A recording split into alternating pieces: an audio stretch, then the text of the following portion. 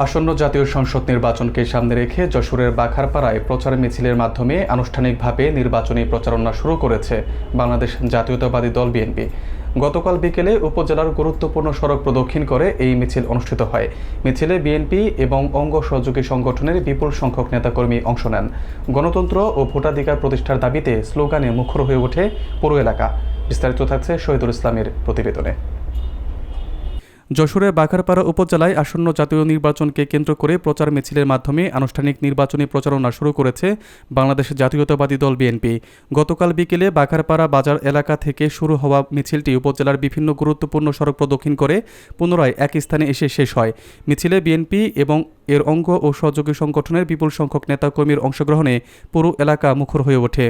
মিছিল চলাকালে নেতাকর্মীরা জাতীয় পতাকা ও দলীয় পতাকা বহন করেন এবং গণতন্ত্র পুনরুদ্ধার, ভোটাধিকার প্রতিষ্ঠা ও নিরপেক্ষ নির্বাচনের দাবিতে বিভিন্ন স্লোগান দেন। তারা জনগণকে ঐক্যবদ্ধ হওয়ার আহ্বান জানান এবং শান্তিপূর্ণ আন্দোলনের মাধ্যমে দাবি আদায়ের প্রত্যয় ব্যক্ত করেন। মিছিল শেষে আয়োজিত সংক্ষিপ্ত সমাবেশে বক্তব্য রাখেন বাখারপাড়া পৌর বিএনপির সভাপতি ও সাবেক পৌর মেয়র আব্দুল হাই মনা, উপজেলা বিএনপির সিনিয়র যুগ্ম আহ্বায়ক ও সাবেক উপজেলা চেয়ারম্যান মশিউর রহমান, সাবেক সাধারণ সম্পাদক আবু তাহের সিদ্দিকী সহ দলের অন্যান্য নেতৃবৃন্দ। বক্তারা বলেন, জনগণের ভোটাধিকার ফিরিয়ে দিতে এবং দেশে একটি গ্রহণযোগ্য অংশগ্রহণমূলক নির্বাচন নিশ্চিত করতেই বিএনপি মাঠে নেমেছে। তারা আরও জানান, শান্তিপূর্ণ গণসংযোগ ও প্রচারণার মধ্য দিয়েই জনগণের কাছে দলের বার্তা পৌঁছে দেওয়া হবে। সেই নির্বাচনে আপনারা দেখেছেন আওয়ামী সন্ত্রাসীদের তাণ্ডব। আপনারা কেউ বাড়ি থাকতে পারে নাই।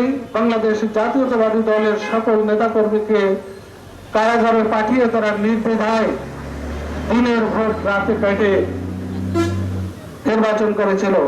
সংগ্রামী সাথে কাটি আলোর সন্ধানে আমরা এসেছি। সেই কাঙ্ক্ষিত নির্বাচন আমাদের সামনে।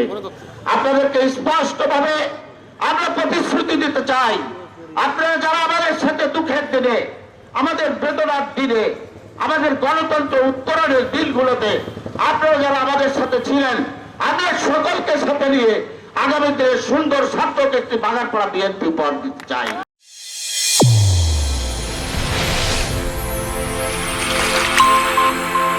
চ্যানেল A1 হৃদয়ের স্পন্দন।